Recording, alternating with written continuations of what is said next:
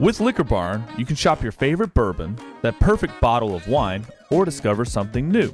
To place an order for pickup or delivery, download the Liquor Barn app, visit liquorbarn.com, or call your nearest Liquor Barn location. Follow us on social media and subscribe to our email list for all the latest news on products, promotions, and events. Liquor Barn, where Kentuckians go to celebrate life. Cheers! Proudly made in the USA and inspired by the American lifestyle, Country Smooth Bourbon was developed by the first female founder and CEO of an American bourbon whiskey company as a refined experience to be savored on its own or enjoyed in cocktails. We are dedicated to celebrating the spirit of America and the crafting of premium bourbon whiskey. To learn more, visit countrysmooth.com, where you can order online or find a retailer near you. Cheers. Country Smooth. Female founded, country grounded.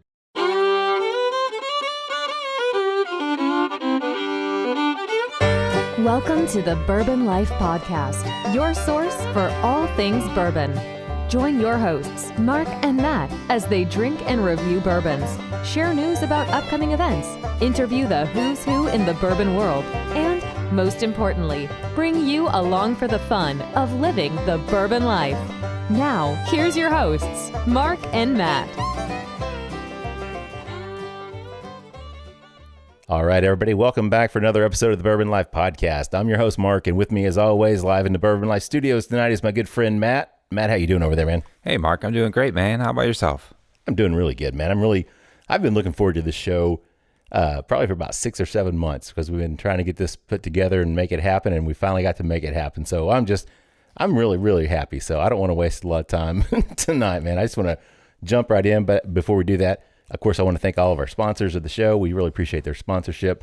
Also, our Barrel Society birthdays. We have one, Big Mike McDaniel, man. Mike's a good guy. I really appreciate all of his support. So happy birthday, Mike. Matt, and that's all I got, man. So if you want to tell everybody who we have with us tonight. Absolutely. Let's roll right into it. Yeah.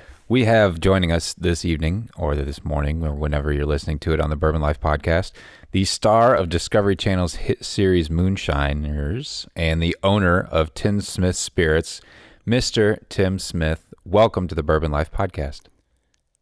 Yes, sir. How y'all guys doing? Yeah, we're doing great tonight, Tim, man. We really, really appreciate you taking the time to join us tonight. We know you're a hardworking man, put in a lot of time, man. So I know this is going to take some of your time, and we appreciate you doing that for us. Well, I appreciate you asking and calling on me. I enjoy talking to the people, and I think sometimes they enjoy listening to me. Sometimes I may go on and on. When it gets about 2 or 3 o'clock in the morning sometimes and everybody's done passed out, they get tired and they wake up and I'm still going. But I get up early and I stay up late, and I'm most of the time on the run. I just got in a few minutes ago trying to meet the clock so I can make this phone call with you. But I enjoy talking to you. I'm pretty sure you got a list of questions out there, and I have all the answers for you. Yeah, we got a pretty big list. I worked on a list of questions for you. I wrote books sometimes an hour. Well, Tim, I'll tell you what we'll do before we start jumping into the questions. You guys were kind enough to send us a couple bottles that we'll get into here shortly. But today I went out and picked up a bottle just because I thought it was going to be a really good place to start, and that is with your Climax Moonshine. So good deal. Outstanding. Yeah. Can you tell everybody a little bit though, just about not the brand itself, but just the moonshine, that Climax Moonshine in terms of proof and what the mash bill and everything is on that? Oh boy, you want me to tell all the secrets? I mean, everyone's going to go out and try to make Climax Moonshine. They're going to go back in the woods and pull out some kind of homemade pot still or whatever the kind of rig they got, apparatus of distilling, and they say, well, this is what the mash bill is because that's what Tim said it was. That's right. They're coming after you now. Well, yeah. Well, it's 75% corn. Okay. No, that's a lie. Let me back up. All right. There's 70% corn. Okay. And it's 15% rye and 15% malted barley, so that would make 100% grain. Okay. All right. There you go. Gotcha. All right. So and it's about as simple as that. And it's Climax Moonshine because this is where I live. Yeah. I live in Climax. That is the name of the community where where I'm from and where I live and, all that good stuff. So it was kind of a catchy name, but that's how it came about. Some people asked about that. Why'd you name it Climax? Yeah.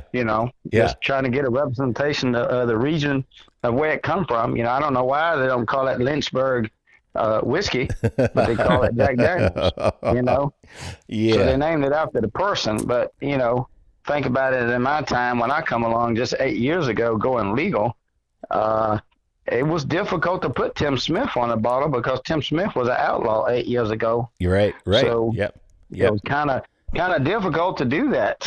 Yeah, and that name though, Climax, it's like, hey, this is like the pivotal moment. It's the climax. You take this moonshine, and it's going to give you a good time. So, well, you can. I've expressed it in a lot of different ways, and a lot of other guys has reviewed it and came up with a lot of different things. And there's a lot of slogans that goes along with the word climax, and sometimes if you Google it, it will come out with some other things too. But I mean, it's like when you've reached the edge or the top or the end or the best, Right.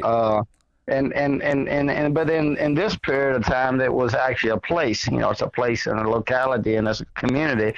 If you would look up on your computer there, if you would look up, I don't know if you have a computer. I don't have internet or nothing like that. Right. But if you've got internet, if you look up Climax, Virginia, if you punch in Climax, Virginia, yeah. I don't know if you're able to do that. Can you do that right now? I don't have my computer. No, we're setting up without our computers here, unfortunately. Well, let me tell you what it's going to tell you. All that right. Wikipedia thing, it comes up there, and it's going to say a community, and then it's going to say something about Tim Smith on there. There you go.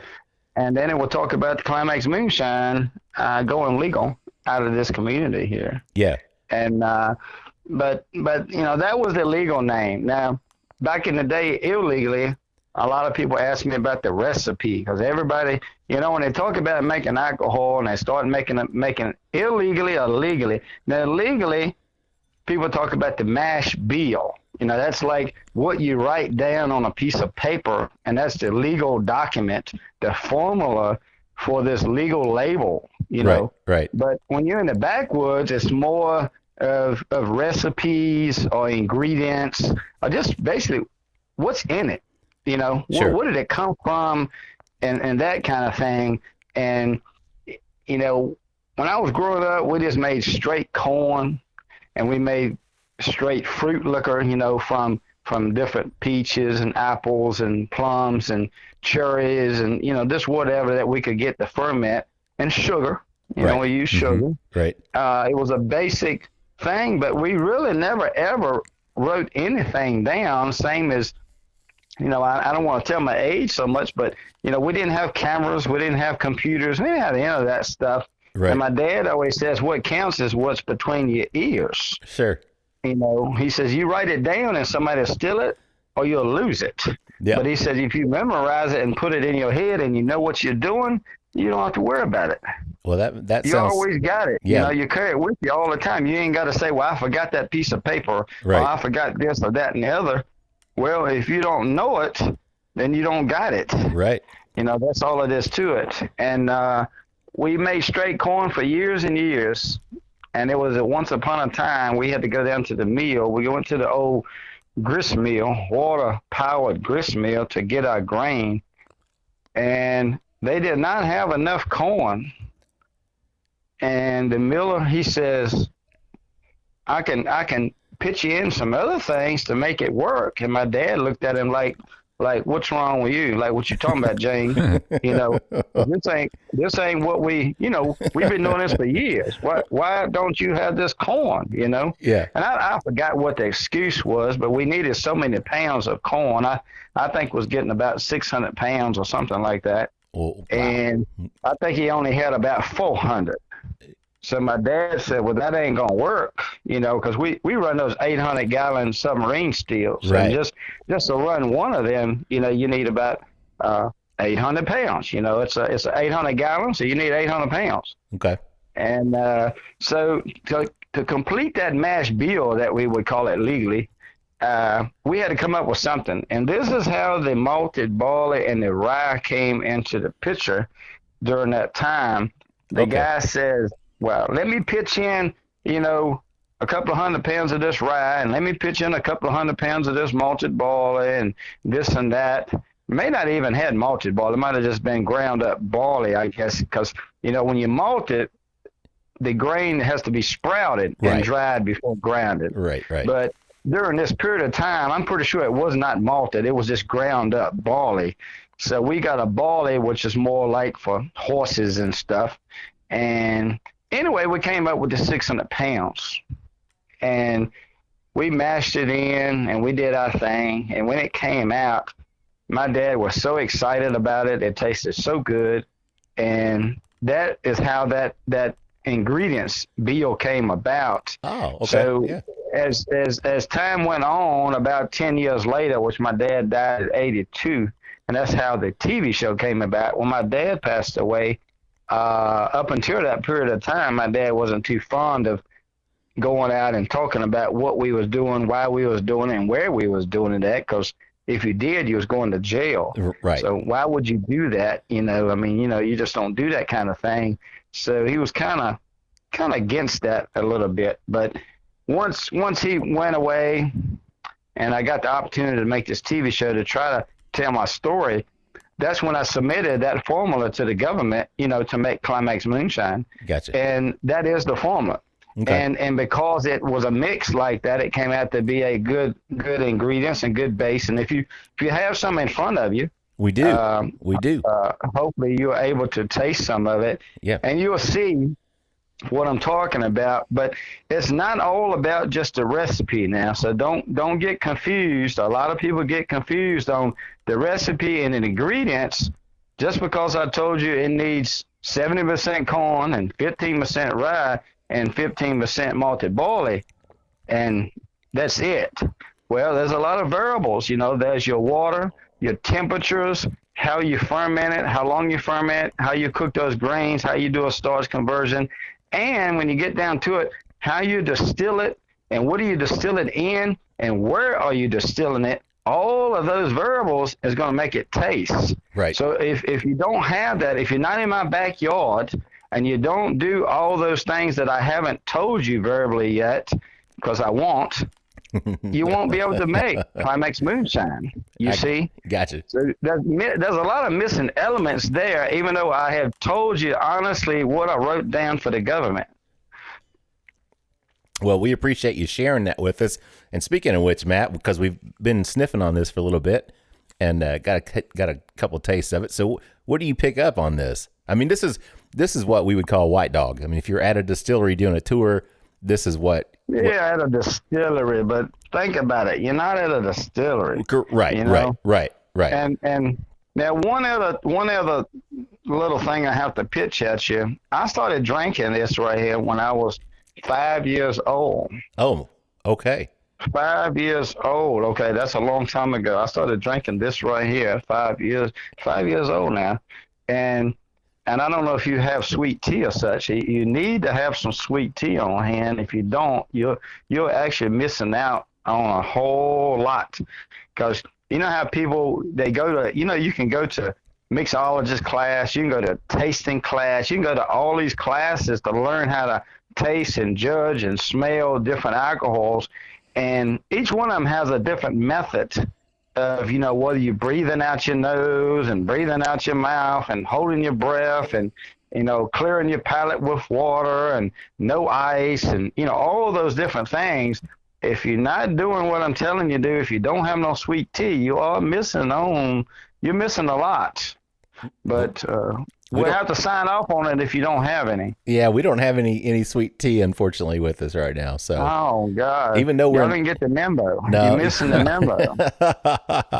Unfortunately, we'll have to try. Well, that. let me tell you the story about sweet tea if you got a minute. Well, we got all the time in the world. I mean, you're only billing us by the minute. Let me tell you, so that way the listeners out there, if someone gets the opportunity to listen to this podcast and I hope they do. Wants to pick up on how to drink moonshine, this is not like a tequila or something.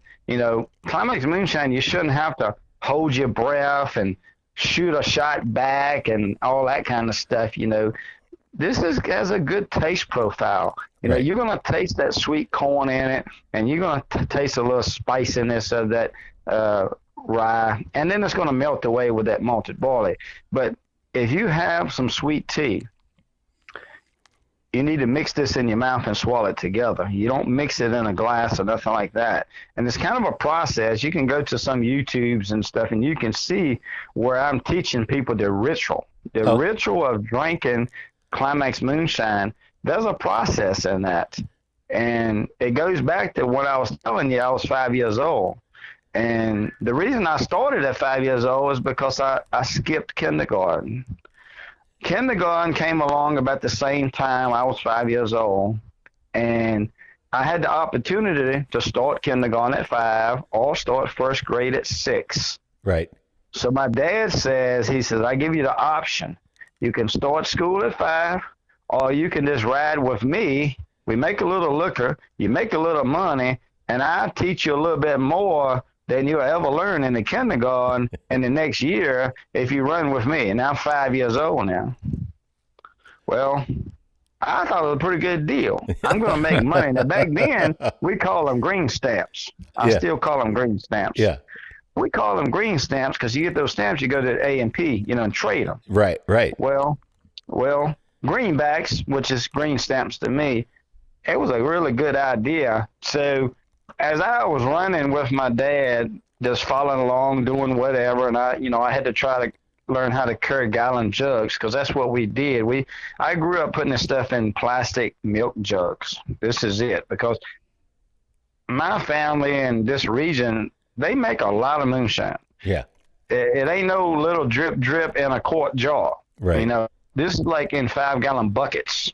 Right. And then the 5-gallon buckets went in the big containers, 150-gallon containers, and then you had a jug man, they call it. The jug man, he jugs that stuff up in gallon jugs because that's the lightest, fastest way to move this product. Now, once it gets moved to another location, then they can put it in jars if you want to, because you don't want to leave it in plastic too long because it does give it a little foul taste. Right. Mm-hmm. But fresh, within a week, no problem. But our stuff's so good, we sold it. It was dranked up in a week. Even though we made hundreds of gallons of it, But let me tell you about the sweet tea now. Yeah. As we at the steel site, all the workers and my dad would be around, and as it started coming out, you have to taste that stuff, and you got to smell it and taste it to make your cuts, they call it. Yeah. And they got what they call the heads and the hearts and the tails. Well, the beginning, you got the heads coming out because your steel is warming up, and if you cap it too early, some of that stuff will get into the double and get into the worm, and it comes out. But normally we left the cap off, and all those heads boil off. Now the heads is like, that's your bad stuff. That's your methanol stuff that like at 145, 155, 160 temperature. But when it gets to about 175, 185, now you got the pure ethanol coming off, and that's drinkable, even though it's high proof. It could be 130 proof when it first comes out. But it's drinkable, and you can tell that by just really smelling it, really. When you smell it, you can tell. You put a little bit on your finger and kind of rub it together, and you can just smell your finger. Forget about the stuff that you see on TV. I'm trying to tell you the real deal of how it is. Sure. And as you get on down there, and it gets around a certain proof. Now, we didn't have no kind of hydrometers or nothing like that. I didn't have a hydrometer until I went legal 8 years ago. I never heard of such. And one guy had one time, and the first day we had the thing, they tried to show it to the next guy. They dropped it on a cinder block, and it broke. So my dad said, don't bring nothing like that around here because it may get in the liquor. Yeah. So because it was all about tasting. If it tastes good, it looks good, it smells good, it holds a bead, then it sells good. I mean, that's the philosophy that I was taught. Because we didn't have a fancy label with a naked girl on the picture or nothing like that. Right. You don't put you don't put on there that it was made by the oak tree down in the creek and it's 110 proof. It's all about how much does it cost and is it good? Yeah. That's all you need to know. Right. You don't need to know nothing else, And as that alcohol is coming out of that worm, my dad would take some of it and he'd have a little cup, and sometimes it'd be a coffee cup. and you take a coffee cup, and he would catch some of it just straight off the worm. And then he would tell people, kind of get in a circle, and they would go to talking about it and elaborating about it and this and that and saying, I think it's this and I think it's that, and it tastes like this and that.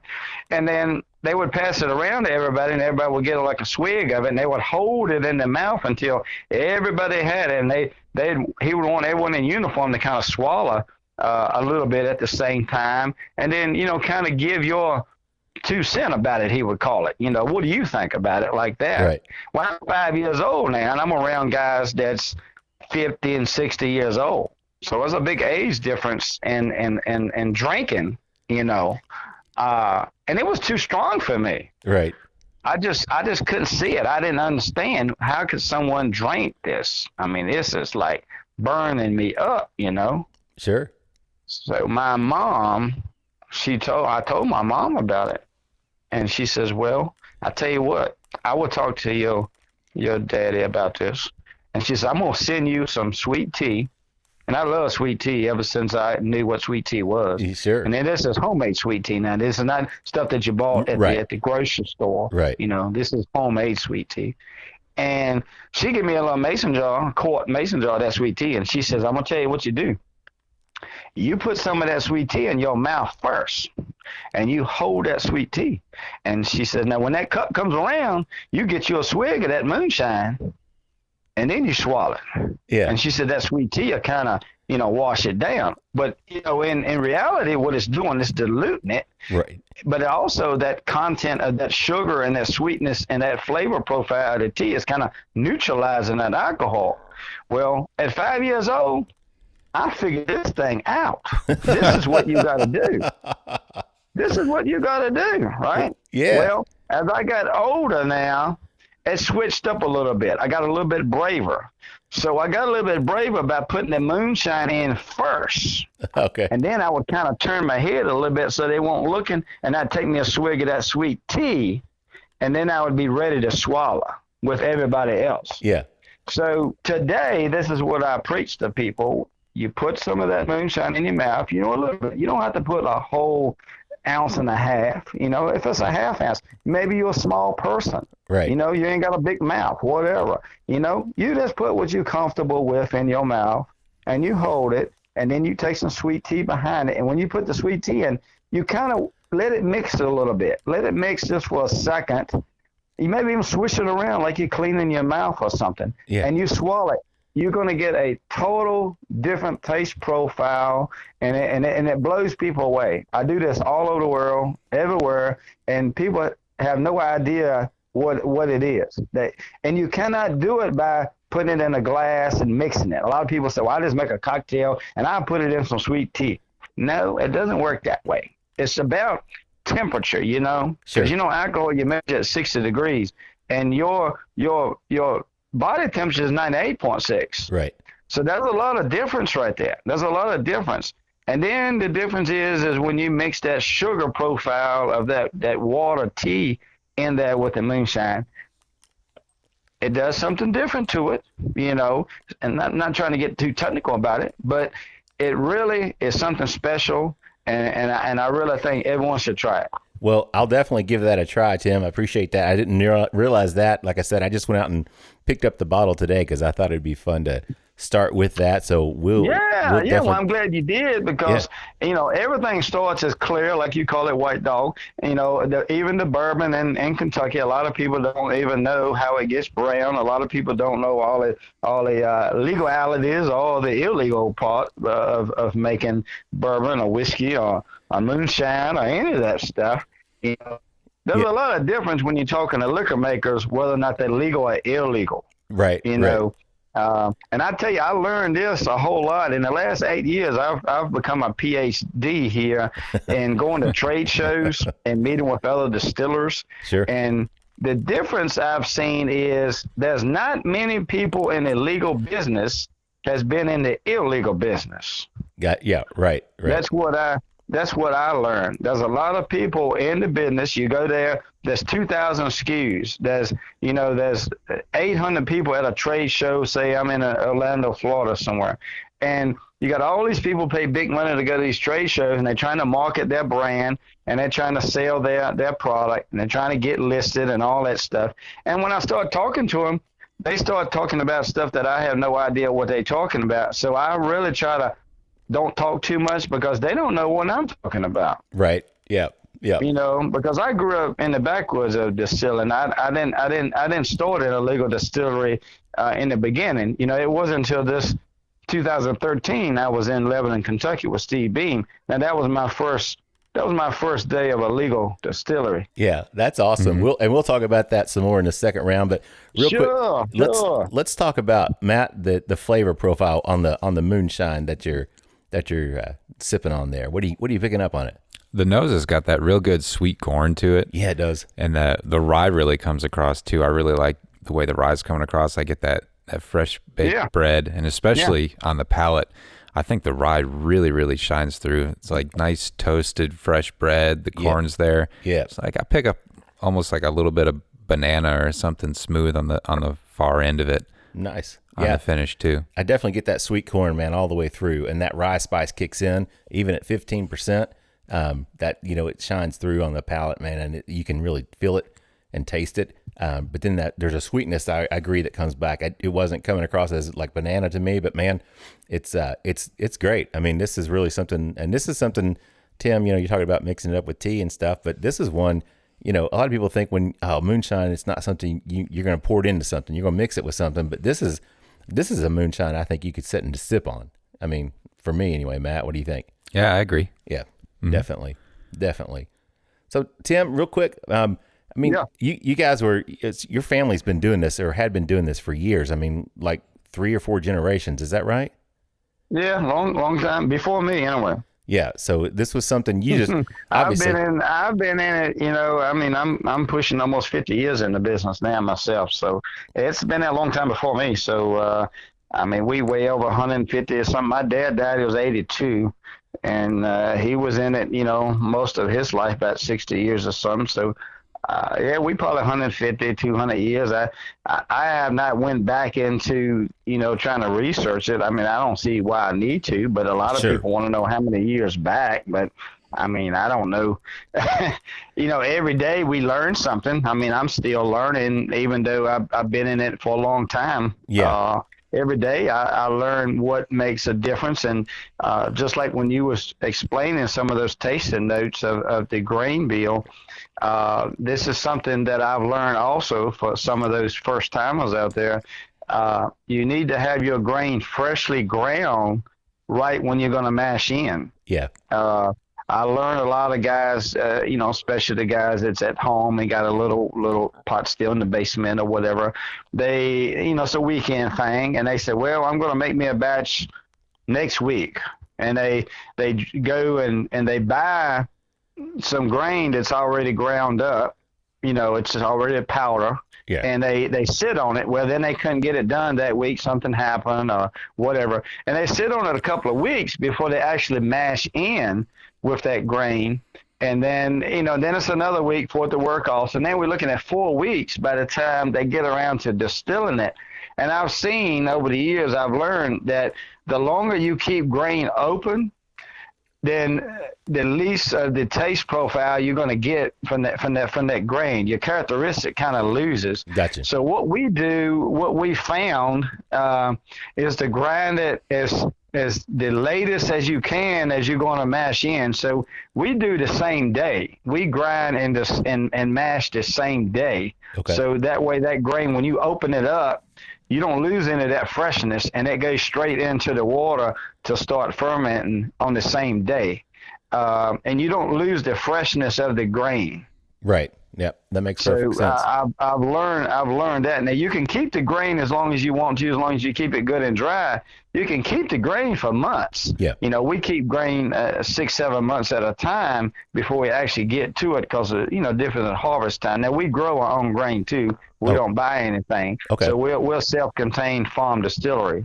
So that makes a little bit difference too, because we control what we put in. And that I have to give my dad that too, because he always preached to us, what you put in is what you get out. So if you put good in, you get good out. Sure.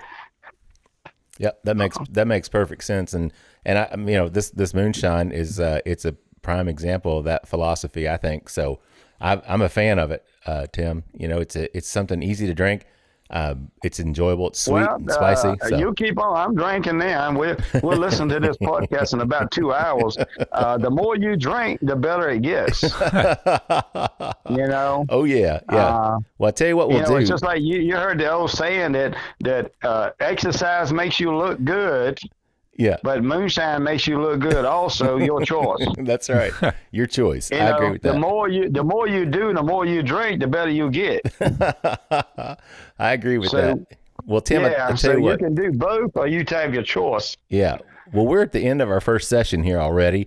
So wow. Yeah. Wow. That's a short session, man. We almost went 30 minutes, so we don't want to. Well, I haven't even got it in the first gear yet. I mean, you don't want to drop it back in the third, man. We're going to lose everybody. No. We'll keep it going, but we're going to take a quick break. We're going to get a word from our sponsor, and we'll be back with more with Tim Smith from Tim Smith Spirits and Moonshiners. Everybody just sit tight, and we'll be right back. The Stave Restaurant is a bourbon lover's paradise right here in the heart of bourbon country. Located at 5711 McCracken Pike in Millville, Kentucky, between Castle and Key and Woodford Reserve, Chef Kyle Klatka prepares amazing food each day that features an elevated Kentucky-inspired cuisine. With a full-service bar, great bourbon flights, and signature cocktails, the Stave is the perfect place to catch up with friends after a fun-filled day of touring the local distilleries. Be sure to check them out online at thestavekentucky.com or at Instagram and Facebook at The Stave Kentucky.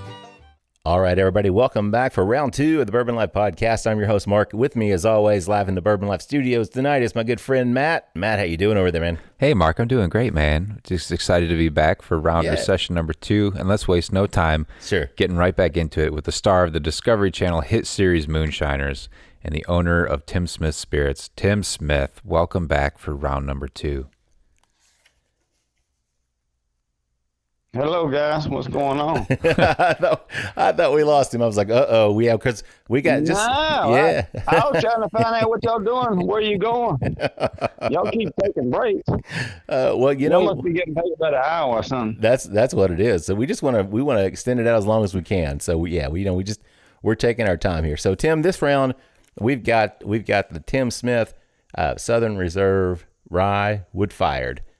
Can you kind of tell our listeners a little bit about what that is and what all that means? Well, I'm going to try. We've already drank a little bit of the moonshine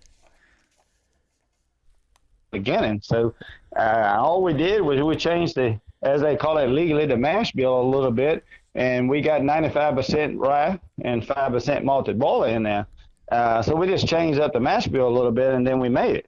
Okay. That was the beginning of it anyway. And this one comes in. This one's 90 proof, right? Is that this? Yeah. Most all of my products are 90. Yeah, the Climax is 90. It seems to be that's a real good flavor proof. A lot of people don't want it too high, and a lot of people don't want it too low. It's kind of a 90-95 has always been the norm. Gotcha. And I'm just trying to go with what I know. I know it works good. And, of the 40-some years I've been distilling alcohol, it seems to be pretty happy around the 90-95. That's what we're pretty happy at. Yeah. Matt, I see you sniffing the glass over there. What are you picking up on this? You're the rye guy, man. So what do you get on it? I do love a rye. It's got a really nice smoky nose. Yeah, it does. A lot of smoke coming right off of it. And then I pick up some really nice apple. Yeah, I see it's coming through on the nose as well. And I got a sweet toasted sugar. To me, it's almost like a maple syrupy type of deal. Like a, I don't want to say a burnt maple syrup, but like a maybe caramelized maple syrup. Yeah, so I get like caramelized honey. Yeah. Okay. Yeah. Like a really dark amber honey. Yeah. So on the nose, I don't pick up a ton of spice, which is kind of unique. I get a little bit of a hint of mint. I don't know if you pick that up or not, but I'm kind of picking that up a little bit, just getting the background a little bit. But yeah, really, really enjoying the nose on that one. So, well, Tim, we were talking a little bit earlier. You started in this when you were 5 years old. It was a family business, basically. Yeah. So when you started, you've been doing this for years, and then the opportunity comes along, and the Discovery channel has the show Moonshiners that they're going to start, and I'm assuming they approach you about it. So how'd that all kind of come about? Well, they approached me about it. That's correct. You know, they showed up, and they was basically looking for some people to participate in more of a documentary, I guess, in the beginning. It was more of a documentary of the lost art of moonshining, basically. And then, you know, I finally give in to them. It took a little while. It didn't take a couple of days. It took a couple of months, actually. It took a couple of months. And it took my dad to pass away within those couple of months to help me make a decision that, you know, maybe this is my opportunity to market myself. You know, growing up, my dad always preached that we had the best moonshine in the world. And we had the formula and the recipe. You know, we had it all because everyone wanted it. We couldn't make it fast enough. Yeah. You know, we've never, ever been able to keep up with the demand of our moonshine. It's just no way. You cannot build a big enough factory to make enough of it. But in the illegal business, you can't tell nobody that. Right. You know, and I mean, even in the legal business, people don't want to tell people that the shortcomings. You know, people don't want to say that the still broke down. People don't want to say that, you know, my still is only 50 gallons and I need 5,000. I can't make 5,000 gallons. And then, you know, everyone, you know, you get these contracts and you get opportunity to make sales. Everyone wants to make sales. But how can I keep up with the demand? It's very difficult, especially when you're trying to keep trade secrets and locations and all of this stuff, you know. But I always thought that it'd be so great to tell people, you know, I'm proud of this moonshine because it came from my dad. You know, my dad made it, and this is my dad's recipe. And that's why if you look inside of my bottle on the Climax Moonshine, if you look inside that label, you'll see a picture of my dad that's inside. Oh, okay. And that's a picture of me and my dad illegally in the woods, and that's what that represents, us in the woods illegally, and that's why we put that there. Okay. You know, people ask me, how'd you come up with this recipe? Well, it's my dad's recipe. I was taught how to make this from my dad. It wasn't like that I got in the lab and mixed up something, or I got something from somebody else. This is what I was taught how to do, and this is what tastes good, and this is what we do. But basically, when Discovery Channel approached me about making a television show, in the beginning it was more of a documentary trying to get some details of what it was like and this and that. And I was thinking, was like, what about right now? Right. You know, this thing is hot right now. We can't make enough moonshine right now, today, in 2021. I mean, you just can't do it. There's too many people out there who wants to drink good moonshine. And they didn't really understand that. You know, you're looking at, I want to pick on them a little bit, New York and LA style people, you know, they got that specialty. That's their thing. Right. And this is my thing. But once we did about a 15-minute walk and talk, they found out that this is like a reality. You know, it's a reality check. This is like the real deal. So Discovery had to change gears. This is in 2011. They had to change gears a little bit and says, do we really want to get into reality TV? Because they was not into reality TV in 2011. Right. And a lot of people wasn't into it because it's kind of hazardous, really, you know, because we don't have a plan. We don't have a script. We don't have a safe location. We don't have a closed set. There's a lot that goes into making a TV show that, you know, the normal person don't know. But if you in that business, you know all those things are required. You need all those things, you know, and then you have to sign contracts, and you need all of that stuff. Well, I come out of the gate, I don't need no contract. Yeah. My word is good as gold, and we do a handshake, and it's like I told the camera guy, just get in the truck and ride women down the road. We'll see what happens. And he's like, where are we going? I don't know. If I knew where I was going, I'd have a plan, right? I don't know. Just get in the truck, and that's what happened. And if you watch some of the episodes, which this is how the Discovery Plus has made me famous here in the last 6 months. I went from 3 million to 24 million fans in the last 6 months. Well, viewers. Wow. because 3 million was a lot, I thought, but now 24 million because Discovery Plus now allows you to go all the way back to season 1 and watch from the beginning. Right. So you can watch. I got 213 episodes, so you can watch this forever, and you will see where I take the camera guy across this bridge, and the guy comes out with a shotgun, and I'm thinking, I'm less than a few miles from my house, and it ain't like that we don't know each other, but. Yeah. What are you doing with a camera guy riding in the back of this pickup truck? That was the whole question. Yeah. Mm-hmm. Oh, you know, but that all played out to be a good catch for the viewers because a lot of people can relate to it. And then a lot of people, it got into a drama thing. A lot of people, when they see that drama and the way they shoot TV shows, they love to make that cliffhanger. Yeah. That's commercial time. Right. So they know exactly when to put that cliffhanger in. So for me to create a show like that from the hip, I just shot from the hip and came out with the first season of it. They went crazy. They went crazy. Yeah. I mean, we went from 0 to, a couple of million viewers on a show that no one's ever seen, going from the illegal backwoods of Southwest Virginia. No one has even heard of such. And why would you put this on TV and incriminate yourself? Well, for me, I thought it was a great marketing plan. Right. At the time, I'm like, man, this is a great marketing time because everyone's going to know who I am, what it's about, what I'm doing. And we make the best moonshine. And if I can get some people to help me go legal, that's what we would do. Right. Right. Mm-hmm. But it didn't work out that way because when the show came out, that means that the people that been looking for me as a ghost, now they know who I am and where I live and all that stuff. But it wasn't like they didn't know who I was, but they didn't know who I was. You know what I'm saying? Sure. Yeah. They knew my family. Everyone in my family has been arrested. Everyone's been in prison and all that stuff. I mean, we got a good, let's say resume, I like to say. We all got good resumes to be on the show. Yeah, sure. Yeah. But this is kind of how the show got started in the beginning, And for me, it was a great marketing plan, but the state of Virginia didn't like it. And I even tried to make it look like that I was trying to make a good legal brand and go legal. And I had lawyers and I tried to get everything done, but they didn't like the idea. But I found out that the federal government needs money and they love people who make alcohol, which you can see the state of Kentucky. That's one of the major infrastructures of the state of Kentucky. Between all the ingredients, whether it's grain or the barrel that it goes in to be aged, Kentucky, this is where you get Kentucky bourbon, and everybody knows that in the whole world. Sure. Oh, yeah. The whole world knows. You go to Kentucky, you get Kentucky bourbon, and that's what you want.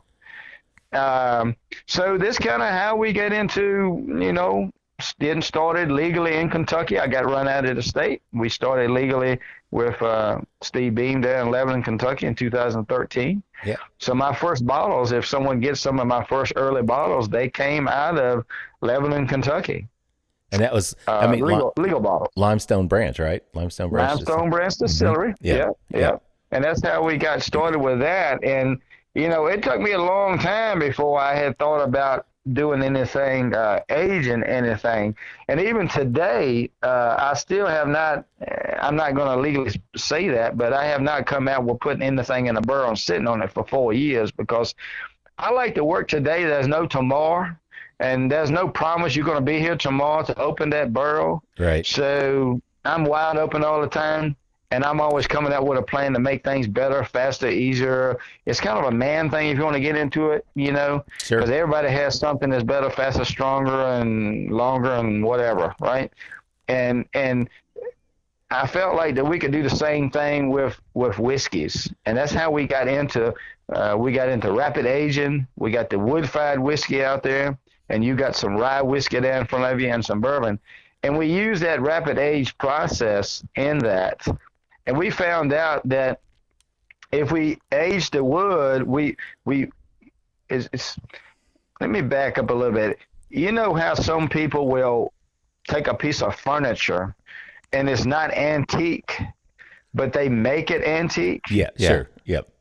So for the person who buys that furniture, they love to have the piece of antique furniture, but you know what happens? You can't get it. Right. You can't find that antique furniture. And if you do, it costs too much. Right. Well, and it's limited. So why can't we have that furniture in our house and have it look like it and be stronger, better made? Okay. So I did the same thing with the whiskey. We aged that wood, we toasted, and we made that taste profile taste how we want it. You know, if we want it to be 6 years old, we made it taste 6 years old. But we actually put the wood into the alcohol or the moonshine or the clear or the white dog, however you want to say it, or the spirit. We put that in it instead of putting the spirit into the barrel, into the container, which is still in a container. So legally, by the standards of the TTB, we are still putting it in a container. Okay? Right. And when we actually we aged the wood for the taste profile to go in it. And we got a lot of data here. You know, this ain't something we did overnight. It took some time to get there. But we figured out, you know, how much wood, how long to toast it. See, we toast the wood. We don't char the wood. Okay. So taste it. The taste profile that you get out of it is from a certain char of wood, a certain amount of wood, a certain moisture content of wood that we put into it. Now, we have used some maple wood, and we also have used some white oak wood. You know, mostly white oak because that's the number one thing. But we have work with some maple, and you may get some of that taste profile because we use the same process in the wood-fired whiskey. I think the wood-fired whiskey is the best thing we have out there because you have 3 grains in it and you have 2 woods. So you got maple and oak and rye and barley and corn. So for me, that blend has a perfect taste profile. So that same characteristic is getting into that rye also. Gotcha. Okay. Yeah, because we don't have the regular, just the whiskey. I wish you had got that, but it's okay. Yeah, you're still tasting a good product there. You're still tasting a good product that's coming from a good base and it's rapid age process. So it's not sitting in a barrel for 6 years. You know, we actually created that taste profile. Now, there's nothing else been added to it. There's no artificial ingredients. There's nothing else that we're trying to trick it here. This is all real deal made right in front of you. But we've just found out, you know, we kind of figured it out. I don't know why it hasn't been done 100 years ago, but it's a pretty simple process. Nothing very high tech about it. Right. So Tim, just so our listeners understand, and on the bottle, you got full disclosure on there. It says that it's aged, does it say? I think it says aged, maybe 24 hours, or it's placed in. I can't remember. Yes, sir. Yeah. So this comes off the still, and so you put it in a new charred oak container, which is the requirement for bourbon or rye. So I'm assuming it goes into that, but then it's quickly just removed back out of that, and then you do the process with your with the what you're talking, the toasted staves or the toasted.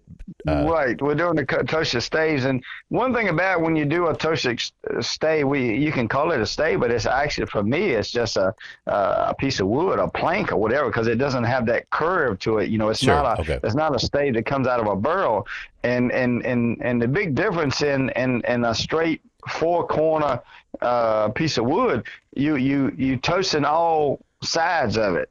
Yeah. You know, all sides and ends of it. It's actually 6 ends to it because you got 4 sides and the ends. Yeah. Okay. But you're getting a full saturation of that wood and the alcohol versus if you put the alcohol into a barrel, you're only touching that inner layer of the char that when they char that barrel, which is, you know, the A, B, C, and D, the depth of the char in it. So if you take the depth of the char times how long you age it sitting in it with temperature change, you know, you got temperature change, seasons, or depending on where you store in the barrel, because, you know, people put it in the basement, some people put it 80 foot in the top of a building. Some people run temperature, some people run vibrations. It's all kinds of different ways of trying to rapid age stuff. Some people roll the barrels on a ship. You know, it's all kinds of things. And you know, we've got our process, you know, like I said, we can't give out too many details, but we've got our process of of toasting that piece of wood, a certain amount of wood, and we've calculated how many pounds it takes with how many gallons of alcohol and a time period. But we try to put a minimum number because the TTB asks you to put a number on it. If it's under 4 years, you gotta have a number there. Sure, right. Once you meet that 4-year period, then you don't have to put a number on the bottle, on the label. Right. Now, Tim, did you guys have any issues? I'm just curious from the TTB standpoint, because on the label, I think it says flavored and colored by oak chunks or oak. I can't remember. The bottle's across the room. I don't have the language right in front of me. But did you guys have any issues with TTB saying, wait a second, it's bourbon or it's rye? You can't add flavorings and colorings. I mean, which you're not doing, like you said. You're not adding. No, we're not adding. We're actually just trying to explain. Yeah. We're just trying to explain because, you always have those people who ask those questions. Sure, right. And a lot of times I've seen less information is best, especially if you're getting ready to be arrested. When you're getting ready to be arrested for a crime, most of the time less information is best because more information presented in the court of law, depending on what side it's coming from, it's good or bad for you. That's true. But I'm looking at a bottle myself, and it says age in oak, right. 24 hours.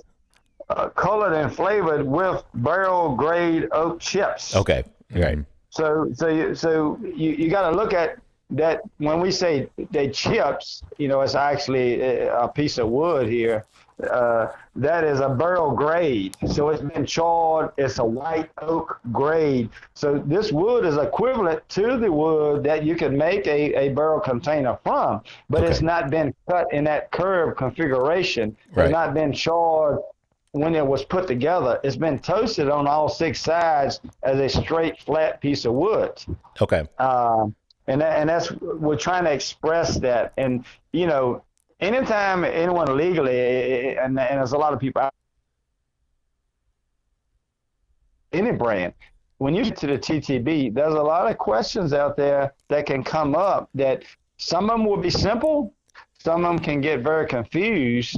Because there's a lot of brands out there. And don't be surprised you don't get kicked back on your first day. Sure. Don't think that you're going to make it on the first submission. Right. Right. Because there's thousands of people out there don't want you to be on the shelf. And then there's thousands of people out there trying to make sure you're not copying them in some kind of way. But then the government is there to help you make them money. Sure. Oh, yeah. They love us. They love us because we're making them money. That's right. They'll never forget about you when the tax season comes. And on the federal side, you pay them up front anyway. They don't care if you sell it or not. Mm. Yeah, that's right. That's a good point. Yeah, they get their money regardless of what happens. Pay them up front. They happy. Oh, yeah. And I mean, that's just the way the system is. And that's a thank you to Al Capone. Al Capone started all that stuff. And that's how we got this thing now. That's why we can't be distillers and producers, manufacturers and distributors and retailers. We can't be like Al Capone was. Right. So, Tim, the government has that control. Yeah. So we talked about when you got into the legal side of it, you came over here to Lebanon and you were spending time with Steve Beam at Limestone. Now, was that? Oh, great time with Steve. He's a great guy. Yeah, we had him on the show too, and absolutely. Oh yeah, you should have me and Steve on the show at a time. There you go. Well, we can do that. That'd be great. That would be fun. That'd be a real. And hey, we could throw Tim Jones into the mix too, maybe. Wait a minute now. No, Tim would be all right. But I tell you, you'd probably have to block Steve on a whole lot of things because he'd probably want to tell on me sometime. He'd be like, "You remember this time? You remember this time?" Steve didn't want to leave me by myself. So when you he guys was always like, I said, Steve, you came back too early. He says, yeah, because I don't know what you're going to do while I'm gone. That's why I'm not going to be gone. He would try to trick me sometimes and say, well, I forgot something. Yeah. I'm like, Steve, you ain't been gone 15 minutes, and he's going to Bardstown, be gone 2 hours. And I have a plan. I have my guys come in, we'd change the worm out or something, do something while he's gone, do a little switcheroo so we can increase the production here. Right. I learned in the legal business, a lot of people work slow. Sure. Yeah. I don't know why, but in the legal business, everything is slowed down. And but that's in the illegal business, right. we in a hurry, buddy. We got to hurry up and get this stuff done and get out of here. If not, you're going to jail. Yeah. So when you guys were distilling, was that where you started were you making the moonshine there? Was that the original place where that's the original moonshine? Yes, sir. That's okay. where that legal first label, first recipe was produced, was at Lebanon, Kentucky. So now is the moonshine being made there in Culpeper now over in Virginia? Is that where the moonshine's made now? Or? Yes, sir. Yeah. Okay. Yeah. Right. Culpeper, my buddy Chuck Miller there. We've been knowing each other for 25 years. Chuck had a brand called Virginia Lightning. Okay. And he's I would say the biggest and the first micro distiller in the United States, I guess. 25 years ago, he came out and 25 years ago, you can't, in the state of Virginia, really, no one will let you put moonshine on a jar. They're not going to let you put that word moonshine on a jar. Right. A bottle or anything. So they had to call it something else. But as time went on, it took me a couple of years, but finally I made my way back to Virginia, and me and Chuck teamed up, and that's where I've been, I would say 5 years now. About 5 years, me and Chuck's been great partners, producing all of the clear liquor there. And then the rye and the bourbon it's done with Two Trees. Is that right, over in North Carolina? Yeah, it's Two Trees. Yes, sir. That's down in Fletcher, North Carolina. That's been moved around a little bit. We started off in Asheville, North Carolina, but we finally got a better location in Fletcher. And you know, it's business. Is all I can say. It's business. You know. Sure. Yeah. My business partners down there, you know, they great guys to work with, and well, it's been a slow start, but you know, we have to work like a sniper. We have to make sure we have one shot, one kill. You know, we have to move slowly into place. Like I say, it is tricky when you go legal. It's almost like illegal. You have to watch your back at all times because somebody will step on your toes. Yeah. What was it? I'm just curious from a standpoint of going legal. I mean, what in your mind? What was the hardest? What's been the hardest? What was the hardest, or what is the hardest part for you of making that transition from illegal out in the woods to mainstream, you know, working legal and doing everything on the right side of the law? Well, it's like I said, for me, you know, I was talking about earlier about going to trade shows, and I wasn't trying to say anything bad about other distillers or anything, but I did run into a lot of distillers in the legal side of the business, and I'm new to this business. I'm only 8 years old in this business. Right. And I run into a lot of guys that does have no experience of what I've been through in my life of distilling. Right. And most of them are just business people who get into the business. And I have to say, somewhat in the last 10 years, because of the TV show, the popularity of producing alcohol became very popular since the TV show Moonshiners come out. And you can see how many has came out in the last 10 years. It's crazy growth in the last 10 years of small distilleries. And what I found out, like for me now, when you're doing illegal business, you have very few people that you talk to, and the people that you do talk to, you can actually trust them with your wallet. Yeah. You know, you really trust these people with your life because you're on the illegal side. Right. And there's very few of them, you know, maybe 5 people. So you're dealing with 5 people. You know them, or you know the family, and you know where they live, and you know everything about them, and you know, maybe even grew up with them or whatever, where you have that deep relationship. Well, when you go legal, now I have to tell everyone my business. Right. You know, it's your financial business, your background, you know, background checks and all that kind of stuff. And then you, like you had asked me about the recipe, you got to tell people where you're making the alcohol, how you're making it, can we see it, all these, and then it's the control of it. You know, what kind of still you got, how big is it, how much can you produce, where's your raw grain, you know, what raw goods coming from, your finished goods, where you keeping it at, who's your distributor, and you talk to salespeople trying to market your brand in different states, and it's more about a political thing. You get into a lot of politics. You have to pay a lot of fees, a lot of license, taxes, and different things that you never heard of before. Right. Yeah. And it's a repeat. It ain't like a lifetime thing. You know, every year you got all these dues to pay. You got to pay brokers. You know, it's a lot of things. going from illegal to legal that I would have never even thought of that you have to do. And then on top of that, I'm talking to people that I have no idea who they are. Yeah. I don't know who these people are in California, Texas, Wisconsin. I'm in 42 states now and three Europe countries. Wow. And I'm dealing with a lot of people, and it's like email chains, and you're going through a lot of different people, and you got to have lawyers, you got to have contracts, you're making deals with people about, and then that's another thing. By the time you get the turn, we're selling a bottle on the shelf at $29.99. I'm looking at a 60-cent profit here. Right. Yeah. And it looks like, why are we doing this? Yeah.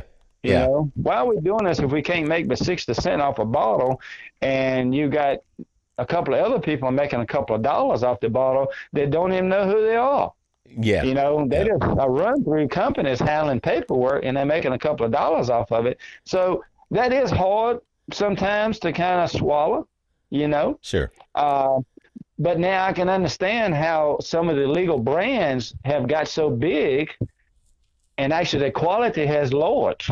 Yeah. Because Right. you have to maximize on your volume, and you're dealing with a lot of people that really don't know what you are doing. Not to say they don't know what they're doing, but they don't really know what you're doing. They don't know where you come from. Sure. They don't know exactly what are we doing here. All they know is you're a number, and we need a profit margin, and we need to move it. Yeah. Yeah. Right. So it is tough, and it's tough. It's tough for anyone, not just me, but it's real tough for me because I came from both sides. Now, if you don't know the other side, as they say, if you never see it or hear it, it doesn't hurt you. Well, I know the other side. I've been to the other side, so I know what's on the other side. So that is, I will say that would be the most difficult part for me. Gotcha. Yeah. Great answer. Yeah, definitely. It could be complicated, but if you've only been legal and all you know is what's written down, then it's probably pretty simple for you. It is what it is. Right. Yep. Well, let's get back. Let's talk about this rye real quick, and we'll wrap up this session. So, Matt, what do you think in terms of the taste on your palate and the finish? It's got a real nice spice right up front. Real good kick with the rye, and then it's really creamy and really sweet and toasty afterward, like a lot of toasted marshmallow, and then a nice spicy finish as well. But I get a really nice kick of rye right up front. I really enjoy that. Yeah, and it's surprising to me because Tim, you're talking about the process and rapid aging, and we've had another group on about a month or so ago that does some rapid aging process, and Matt and I were both really kind of blown away by the flavors of their whiskey. And if you'd given me this and asked me to and not told me what it was and asked me to tell you how old it was, I would have said probably a 3 to 5 year old rye whiskey. Right. And that's what happens with all of the new guys. Like I said, we're not the only ones out here doing rapid age. So you make it taste what you want it to taste like. And it actually goes back to making the base product also. Making the basic moonshine, the clear liquid spirit in the very beginning, you have to distill it to how you want it to taste. And you have to ferment that mash bill to start. So you got to get the mash bill right, and then you have to distill it. And that's where that distiller comes in. You can't just take it as a machine, like it's a washing machine, and we throw the clothes in, we throw the water in, and we push the button, and what comes out. Well, distilling is almost the same thing. You got to have a certain kind of still, and you got to manage that water, the hot water, the cold water, which is the condenser cooling it, the hot water as in washing and distilling. You have to manage that in a way, whether or not you have a computer still or a manual operated still. We are still manual. We're old fashioned. We're still pot copper steel, even though we have a big steel, but we're still the same process. We're still hands on, and that hands on is where that distiller comes in. Right. And you got to have someone who has that experience to do that. You know, I mean, growing up and even today, we don't have a gauge on the steel. My dad said you put the hand on it and you can't keep it on there, it's hot. That's simple as that. We don't need a gauge to tell us that it's hot. If you can't keep the hand on it, then it's hot. And if you leave your hand on it, then it ain't hot. It's not hot, yeah. I mean, that's pretty common sense, And if it smells bad, it probably ain't going to taste good. Yeah. Well, Tim, if it smells good, and you got a good possibility it could taste good. Yep. So it's pretty simple common sense growing up, and that's what I preach to people now. And sometimes, you're not made to be a distiller, like the same as an auto mechanic.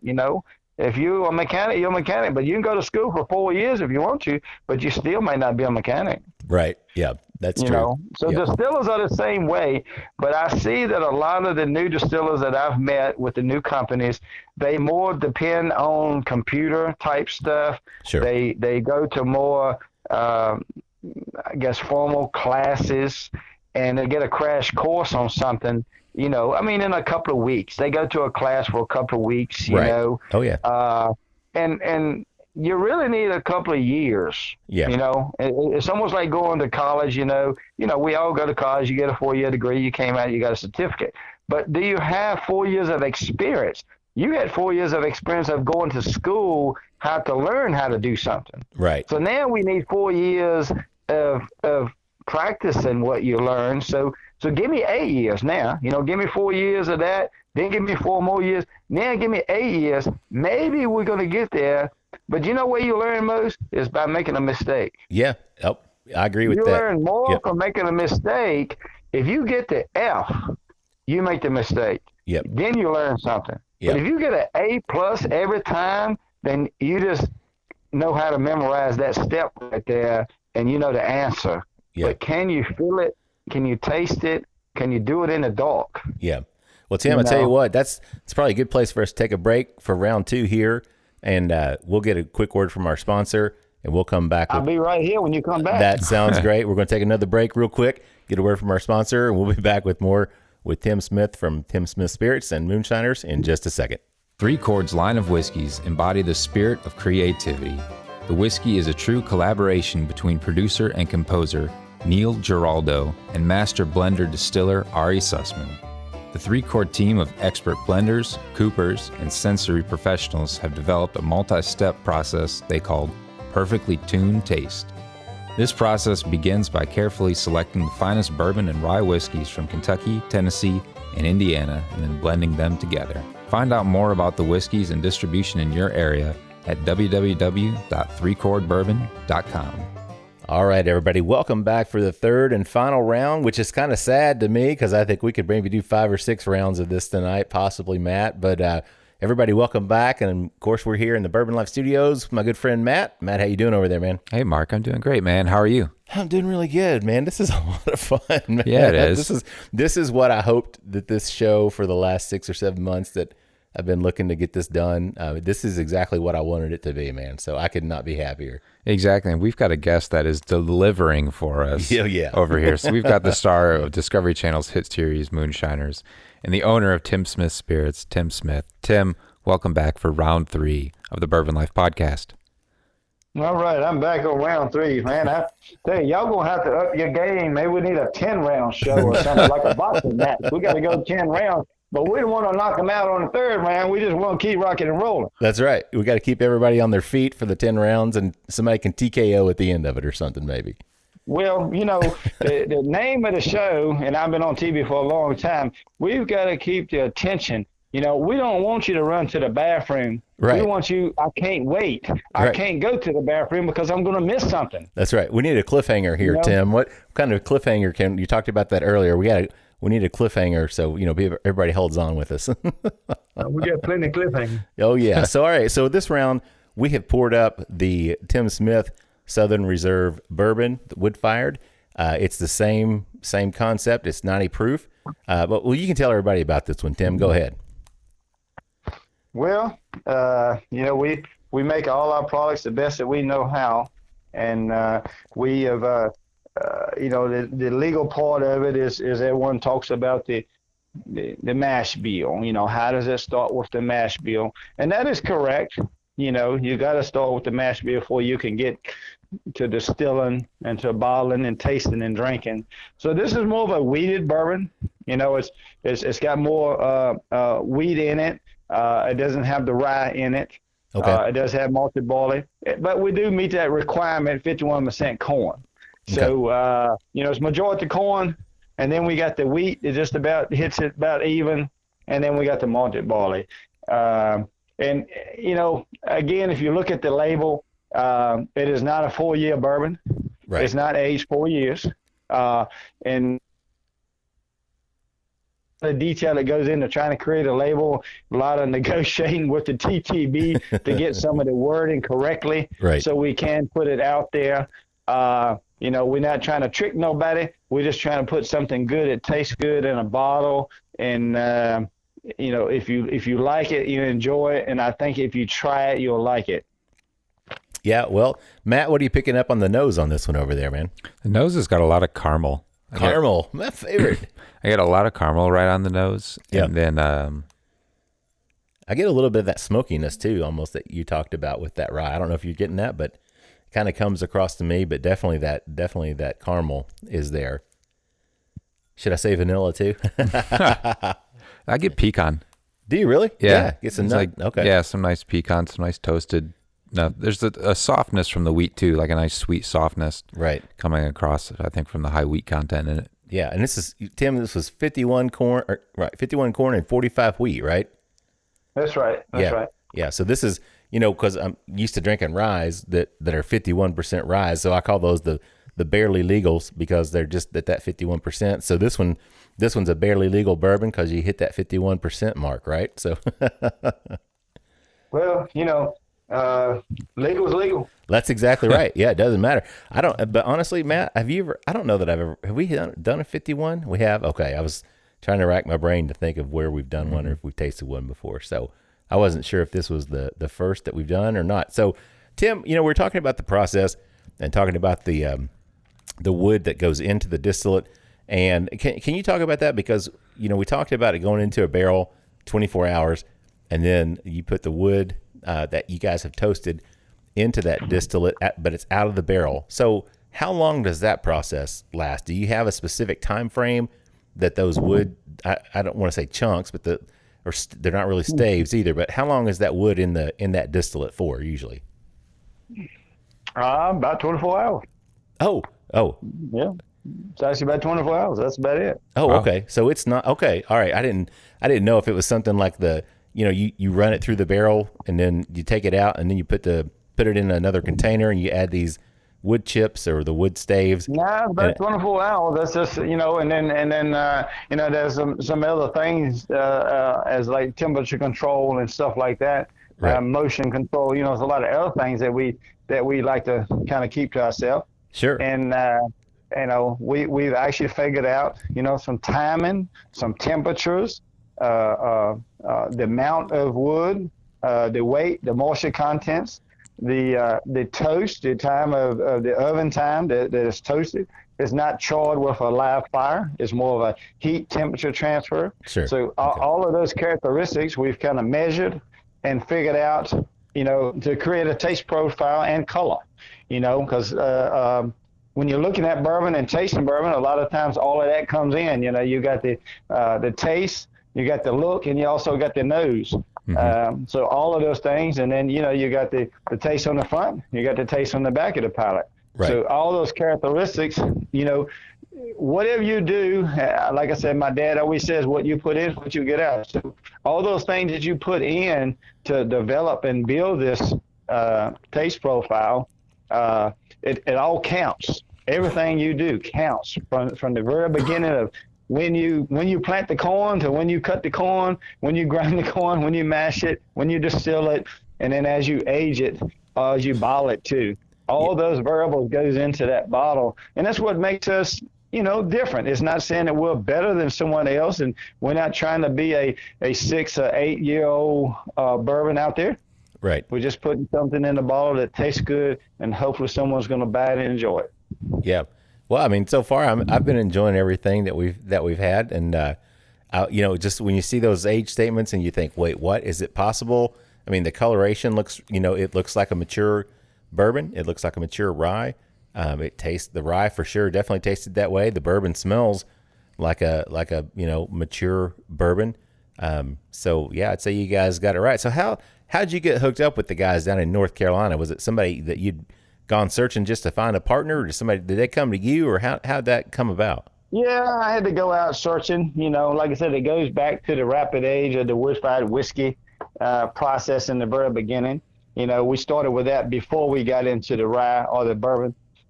Okay. And he had to reach out to some guys that was smarter than me. Like I said, I go back and give my dad all the credit. He says, you need to hire people smarter than you, because if not, you wind up doing all the work. So that's what we do. It makes you smart to hire people smarter than you. I mean, that's why I don't know, say the president, he has advisors, right? Right. How can he know how to do everything? So he calls on a specialist or advisor. So that's what we did. We called on some specialists, and we got some advice from the guys who knew a little bit more about that side of the business. And I know a whole lot about on my side of the business, as in, distilling process and what I want, what I want. And I try not to try to present someone something that I don't drink or I don't enjoy myself. Because, why would I try to sell you something that I won't drink or enjoy myself? Absolutely, yeah. Well, if you're going to put your name on it and your picture and your logo or your pride behind it, absolutely, you should be able to stand for it. And I think that actually makes my brand and me stand a little bit out there, because there's a lot of brands out there that doesn't have a ambassador or someone who can stand, with that bottle. There's a lot of companies out there producing alcohol, but I'm going to pick on the Jack Daniel's brand. Well, Jack Daniel's is a great brand, but Jack Daniel's is not here today. Right. Jack Daniel's doesn't come out and talk to you in person. He doesn't autograph bottles. He doesn't drink with you, and he doesn't come on to your podcast. Right. Right. But, credit, hey, everyone can't be like that, I mean, who's going to be as great as that brand is? I mean, that's a great brand. Yeah. But, everyone has a great opportunity out there. Really, hats off to anyone who wants to jump out into the world of the, distilling today, especially legal. If you want to get out there in the legal business, all the thing I can say is put some big shoes on and be prepared to stay up late. Stay up late and get up early. Yeah. It's not an easy job to go legal, especially if you have been on the illegal side and go legal. But I don't care if you've been illegal or not. It is very it's scary. It's very a challenge. And it's not an easy ride. Don't just think just because you got a couple of $1 million or something out there that you feel like you can get out there. But marketing is number one, as always. Marketing and creating sales, and we did that on the illegal business. We create marketing and sales first, and then you go set up a still and you produce alcohol. Don't jump out the gate and build a building and have a fancy boat and then build a still and then try to sell it. So go out there and sell yourself first, get you some clout, get you some marketing out there, and then build your still and make you some alcohol. That sounds like a good plan. Matt and I are taking notes right now, Tim. So yeah, absolutely. Yeah. And Tim, I'll tell you what, as a lifelong Kentuckian, you can come on this show and complain and pick at Jack Daniel's any day of the week that you want to, and I'll be happy. I know how it is in Kentucky between y'all and the Jack Daniel's brand. I know how it is. So we'll see how many comments that come back on that. Yeah. Oh yeah. Well, I'm always happy to let anybody pick on Jack Daniel's when they're on the show. So yeah. Well, like I said, I'm not trying to pick on anyone, whether they're a big brand or little brand. But I started with Steve Beam there, which is part of the Beam family and everything. And those guys were great to me. We're still good friends. And most all brands are great, and they all work together. And like I said, these trade shows and stuff, or even distilleries, when somebody needs something, most of the time you can call on them, and it's almost like a Hardee's set up beside McDonald's. If you need some buns, we'll be right over. We'll give you some. Whatever. You run out of hamburger meat or whatever. Most everyone is very courteous and help, especially in Kentucky. Like I was saying, I can always get something to drink and a place to stay and something to eat the whole time I'm in Kentucky and any time I'm in Kentucky. Yeah. Well, we try to be welcoming here as much as we can. And anytime you make it into town towards Lexington, feel free to give us a shout. We'd be happy to put you up. Sure. Well, I do that. I'm always running that I-64 a whole lot. Yeah, definitely. Now, Tim, I wanted to ask you another question in terms of the bourbon and the rye, because you talked about the fact that you guys have this dialed in and you can make it, the taste profile that you want. So with these releases, with the rye and the bourbon, you don't have separate releases, like you don't have release 1 or batch 2, do you? I mean, everything you're blending towards a specific profile each time, or you're... Yeah, we're trying to do that right now. When we first started with a rapid age process in the beginning with the wood-fired whiskey, which was, a whiskey with a blend of 5 different variables there. Right. In the very beginning, we did have batches, and we did have bottle numbers. Okay. So if there's some buyers out there that bought some in the very beginning, they will have batch 1, 2, 3, 4, 5, or whatever. Okay. And they had bottle numbers. I think it was about 600 bottles in a batch. It was a very small batch in the beginning. And then, that's what happened. We grew. We got a little bit better, a little bit bigger. The batches got a little bit bigger. So it's a little bit difficult to number each one of those bottles and each one of those labels and all of that stuff. But, don't say in the future, that we came out with something special release, reserve or something. I mean, we're always researching, trying to develop something. If you're in the legal business, especially the legal business of alcohol, you got to be on it all the time. Sure. There's some flavor, there's some color, there's some label, different size bottles. There's a lot of marketing strategy out there. So, we are working on some things. And so don't be surprised that we don't come out with something later. Sounds like very telling. Yeah, there's our cliffhanger. Yeah. Yeah. So now everybody can go to a commercial break. No. There you go. You never know. You never know what Tim Smith's going to do next. Yeah. Well, that's good. Just stay tuned. The season 11 Moonshiners is coming. Well, that's what I was going to ask you. I mean, did you ever think, honestly, Tim, 2011, 10 years ago, you guys start doing this show, and you've been on the show. You were really the original guy on the show.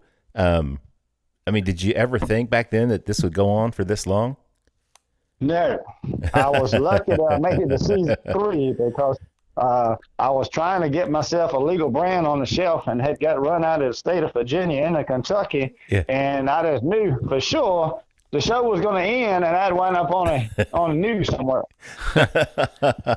But it didn't happen. It didn't happen. And like I said, with the help of Kentucky, I have to give them some credit. Yeah. We came out with a legal brand, and today we're doing pretty good in about 42, 45 states, I think it is. Yeah. And the brand is growing.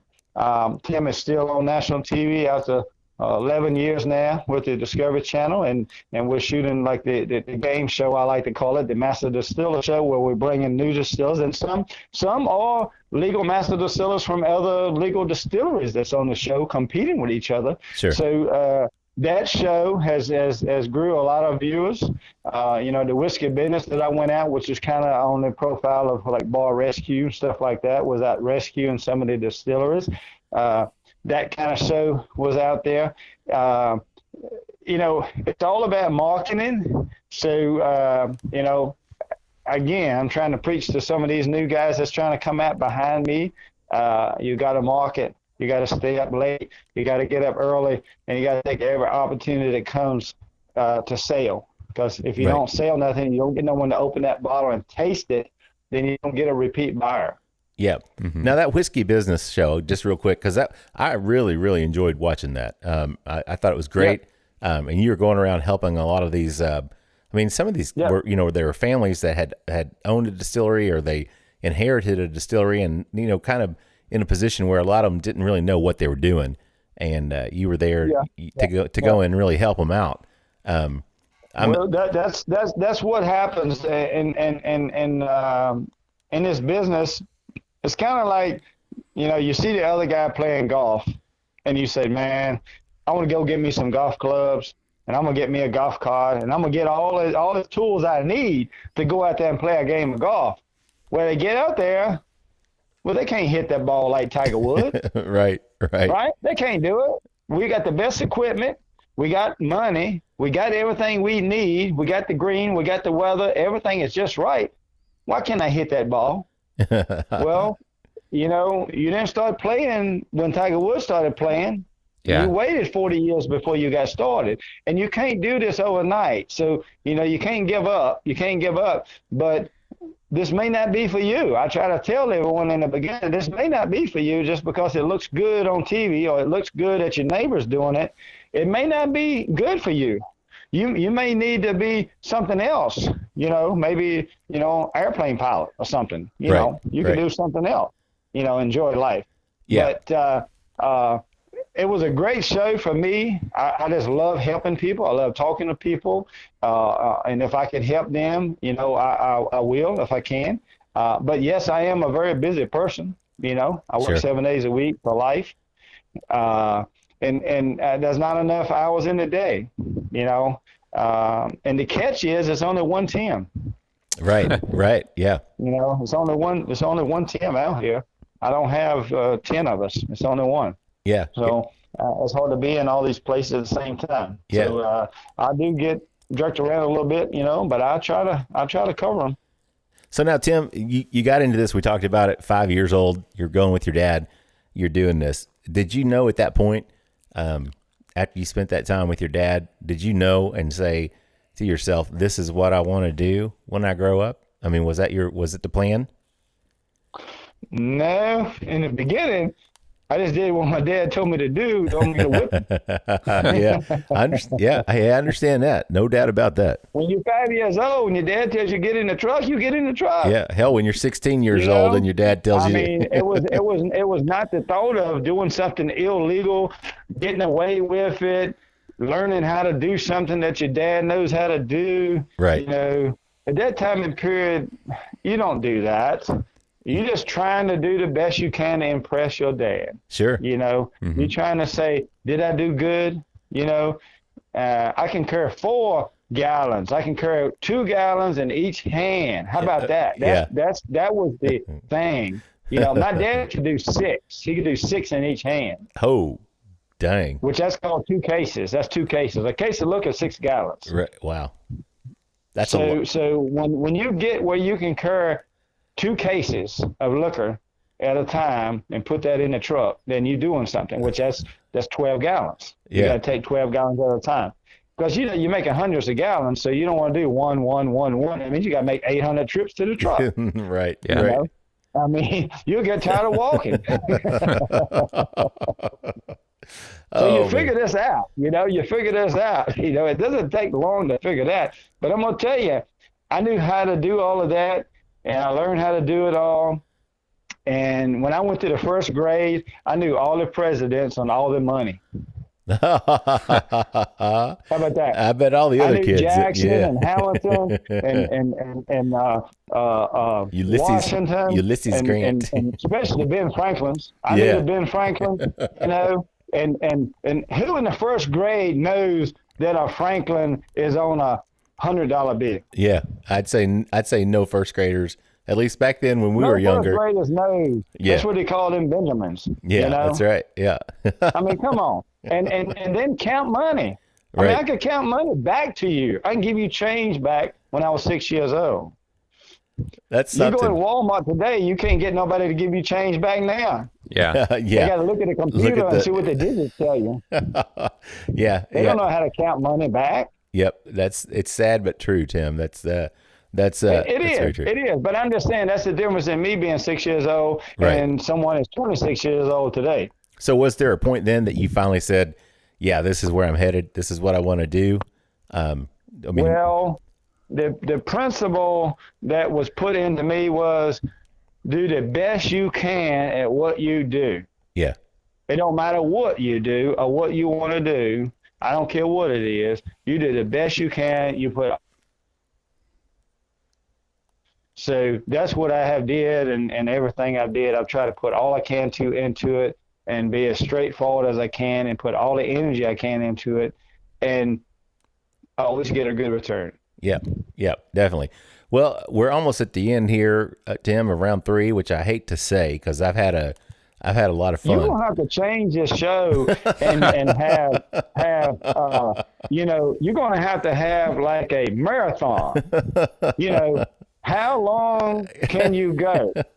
How long can the listeners listen? Yeah. Maybe you need to do a live show where people call in. That's what, and that's what we could do. If we get, tell you what, Tim, you get here to Kentucky and we'll do that because we can use this system that I got that you're calling in on right now, but we can tell people they need to call in and we can live stream it and people can just call in and we could just go for as long as we set it up. We have a couple of bottles there, to last for a little bit. And if you have to make a run, have somebody make a run or whatever. You got to have tools. That's exactly right. If you got the tools, you can build it. That's exactly right. That's what you got. If you got the tools, then we'll build it. And, next thing you know, maybe you'll be on national TV. Hey, there you go. That'd be fun. And then you'll have 24 million people following you around, want to take a picture of you when you go to the bathroom. Hey, if I could charge them each $10, Tim, that'd be great. Yeah. Oh, yeah. Oh, man. Hey, you could charge $5. There you go. Yeah, I could charge $5. You got to start somewhere. Yeah. There you go. Just $1. Maybe just have them give me a free drink to start with. Well, you got to start somewhere. Hell, if you charge $1, if you get 10,000, you get $10,000. Yeah, there you go. Mm-hmm. There you go. That'll work. So Matt, that'd be a good night. Yeah, Matt, let's talk about the bourbon. What are your thoughts in terms of the palate and the finish on it? I get a lot of cherry right up front, and then the thing that really comes to mind to me is like frosted shredded wheat. Oh yeah, man, I can see that. And I'm really surprised though because I get a lot of spice off of it. Yeah, like it's got some good heat. It's not that rye spice, but it does. It packs a little bit of punch with it. And you don't think about it because this is 45% wheat. Mm-hmm. You just don't think. To me, I don't think about a wheated bourbon having that much of a spiciness to it. But man, this one really does. But that sweetness, that's a great way to frosted mini wheats. Frosted mini wheats, Matt. I could see that for sure. Tim, did we get it right? Does that sound anything like what you thought? Maybe. as long as it tastes good, you like it, you drink it. Yeah, it makes you feel good. Hey, we got it. We hit it. There you go. Yeah, that's what it's all about. If it tastes good, it smells good, you like it, then you're probably gonna buy another one. Yep, definitely. So, Tim, before we get out of here, what's the future look like for you, for Tim Smith Spirits? Where are you headed? What's going on? Well, I think the sky's open. We're not backing down with nobody. We're moving forward. We're making more TV. Everyone loves TV. It's really entertaining. Sure. It's also educational, I guess, somewhat, to some people. We're probably going to get into some RTDs. We're going to come out with some fast drinks to go. I call them grab and goes. Right. Moon chasers or whatever you want to call them. We may even come out with some limited release things. We do have some things that we kind of, we don't want to lay all the eggs out there, and all of them get crushed at one time. Come on. We just roll some out there and get a filler out there, see what people like, what's going on. Same as a rye category. Rye category is a special category. Bourbon category is a very large category to get into. Right. Moonshine is a small, I call it a small elite category is what I call, because everyone is on an equal stage as clear liquids is what I look at. I'm not really fond of all of the different flavors out there, but it's okay. It's all right. If it works for you, that's good.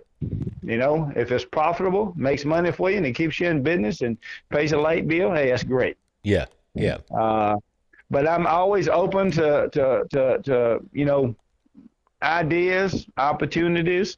Like I said, the TV show has been great for us. We got a lot of followers out there. I probably wouldn't be where I am today if I didn't have that, because like I said, marketing is everything, guys. I don't care if you're legal or illegal. Sure. Marketing, you got to get people out there who want to try your product. And I'm glad that I had the opportunity to spend with you tonight today with this podcast, getting information out there, maybe answering some of those questions that people may have. Sure. And maybe later we can do another one. Yep. No, that sounds great. I think Matt and I would both enjoy that. Yeah, let's plan on it. Yeah, definitely. You made Sure. made our job easy, Tim. I feel like I need to send you some money or something for Sure. I give you the address, and people send me checks all the time. There you go. You can send one. I don't know when it'll get cashed, but just send it on. We stacking them up, and some of the CPAs going through them to find out if they're legit or not.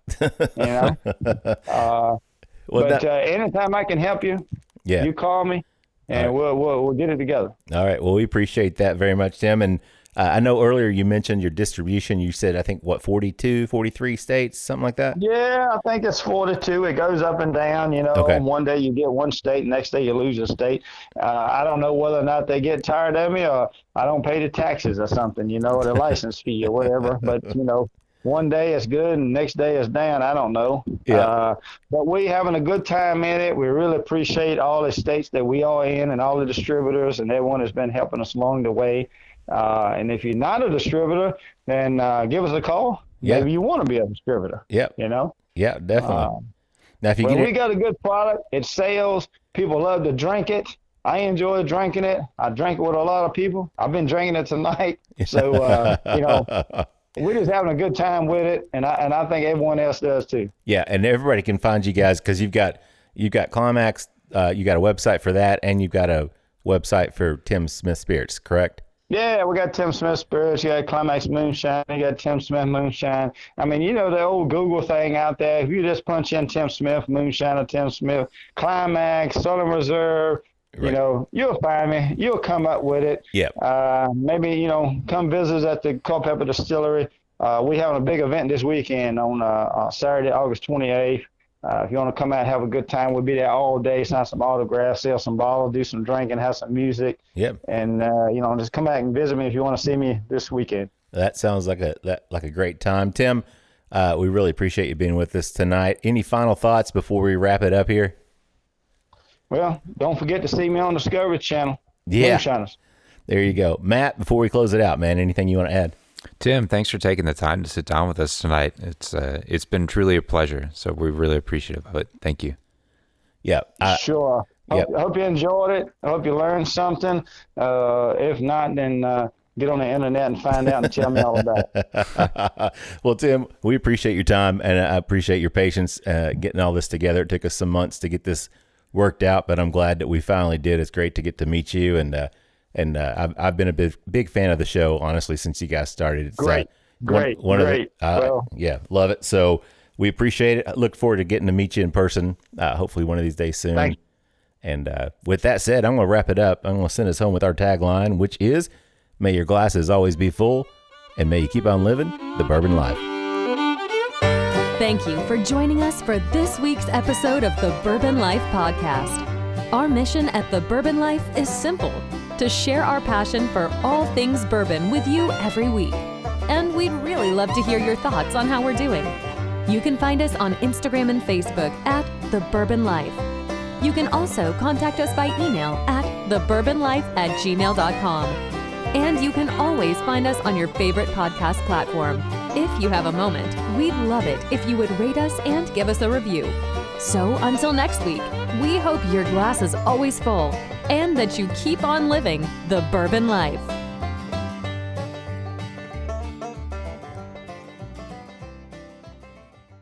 Whether it's rye, sour mash Tennessee whiskey, or bourbon, Davidson Reserve has something delicious to offer any whiskey lover's palate. Pick up a bottle of one of our award-winning Davidson Reserve whiskeys from your local retailer today. Visit www.davidsonreserve.com for more information. And cheers to drinking local.